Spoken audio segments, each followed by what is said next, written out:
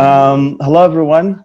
This is Faisal Saeed Mutar. I'm an Iraqi-American, and I'm the founder of Ideas Beyond Borders, which is an organization based in the New York City.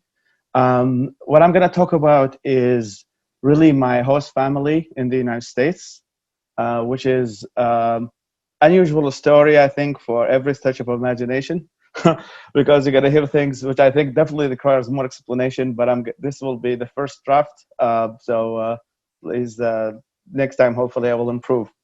So prior to my arrival to the United States, I had a blog, which is now called Global Conversations, and it had 250,000 followers on Facebook. So I started this blog in my college dorm in Malaysia, where I was a refugee before I came to the United States.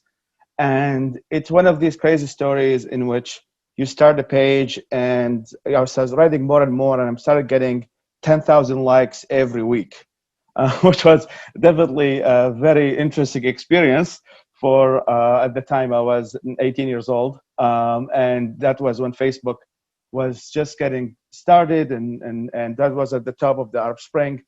So I run most of that blog anonymously until I came to the United States, which was in 2013. And I made a public post announcing that, hello, everybody. This was the person who's running the blog, and his name is Faisal, and I'm now in the United States. And everybody were kind of shocked because they thought that the page was run by an American because I was running the page in English. And out of nowhere, I started getting hundreds of requests of people wanting to meet up with me, wanting to interview me, wanting to talk, all of that stuff. And one of those who sent the message was a family in Virginia, which I'm going to talk about next. And they saw a post I made on Facebook about what are the best cities to celebrate the 4th of July. And I was settled in Houston, Texas at the time. And I got a call asking to verify if my my information is real. So my name is Faisal, is the same as on Facebook, and also my birthday is the same on Facebook. And I was like, yes. And out of nowhere, I get a flight ticket into my email from Texas to DC to celebrate my first 4th of July in the United States. And I was like, okay, this is too good to be true. What's going on over here? And then I called the airline, which was United, and they were like, yes, Mr. Mutar, you have a ticket to Washington, D.C. And then, again, I was still in the shock mode. I called my family from Iraq, who was living at the time. They were like, "Don't! This guy's gonna kidnap you, so don't go."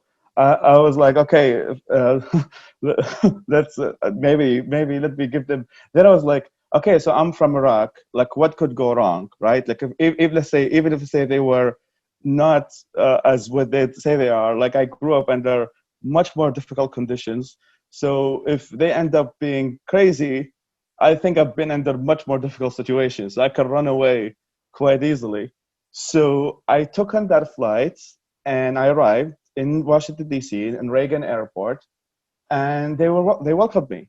And then, so I'm going to actually show, this is our first photos together.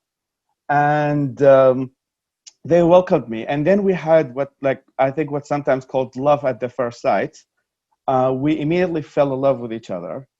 And then they were like, okay, we have a daughter who studies in New Mexico, so our house is really empty. So how about we have a room, we're a 2-bedroom townhouse. How about you just live with us, and you have more opportunities here for you to pursue in the East Coast with your work than you would when you were in Texas. And so again, I also thought that was too good to be true, but I was like, okay, it worked out the first time. The likelihood it's going to work the second time is more likely.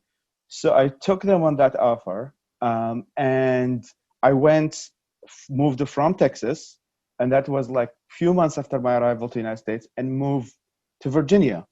Um, and we start living together, and we start calling ourselves the UN. So they are a diverse family. Their father is mix of African American, Native American, and the mother is half East Asian, Mexican, and like the whole world. And then there's me. So we used to call ourselves the UN. So like every time we sit on the dinner table or something, we just remember like how of every different of the world we are, and we start like having a lot of good memories. They start like they start showing me all the American movie classics, the kind of the backgrounds that they come from, so like all the movies, and I started introducing them to Middle Eastern food, which they only had like a bit of, but then they started becoming addicts like I am. So every almost every few days they start having Middle Eastern food. And however, most thing that they provided me, in my opinion, I didn't see my family for 5 years.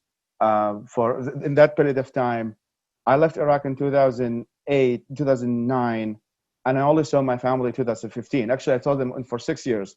So that was actually a period of time, and my parents were still living in Iraq, and that was like when ISIS just showed up, and they were very close to my neighborhood. So I don't want to talk about this part of the, but I was like kind of, because I haven't seen my parents in a while, it was kind of, I was in this mode that I don't know if I'm going to see my family again, and I was also looking for another family, honestly, for to put it.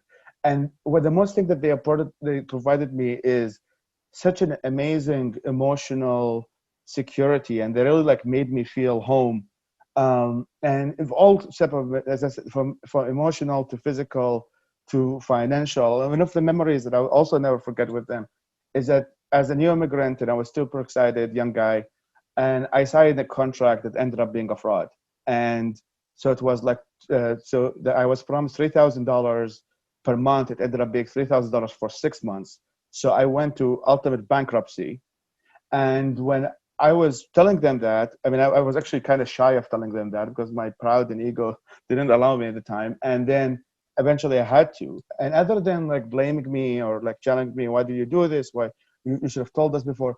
The next day we're like, okay, we're going to open you a bank account, and he's going to take a part-time job to actually make money, and then take that money and put it in your bank account for you to be able to have financial security until we get a job. We believe in you. You believe you're a hard worker, all of that.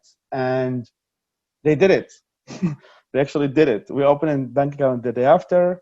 They deposit money in that bank account, and they told me is that we believe in you. You're amazing. We know this is an issue you're not gonna have before again. So I was like, this is too much responsibility. So I started working up every morning, 4 or 5 in the morning, going for job interviews one after the other.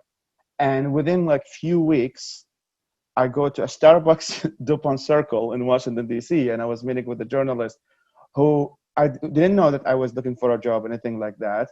He was like, oh, you should meet my friend. I think you're going to connect and all of that stuff. And this friend had a project by Google.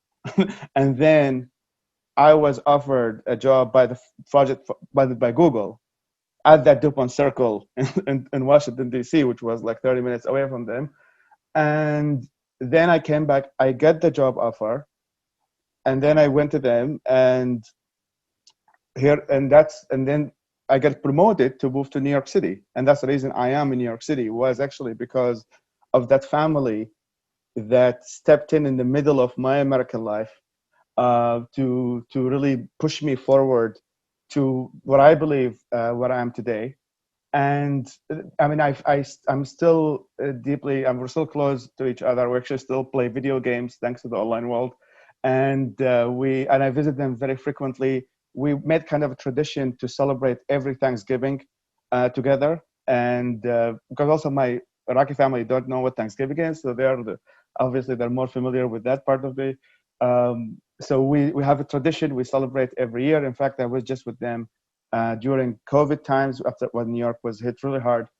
And the good thing about this story, the good ending of this story, is that there's no ending to this story. And I'm connected. I'm still connected to them. We're still their friends. And what I would love to end is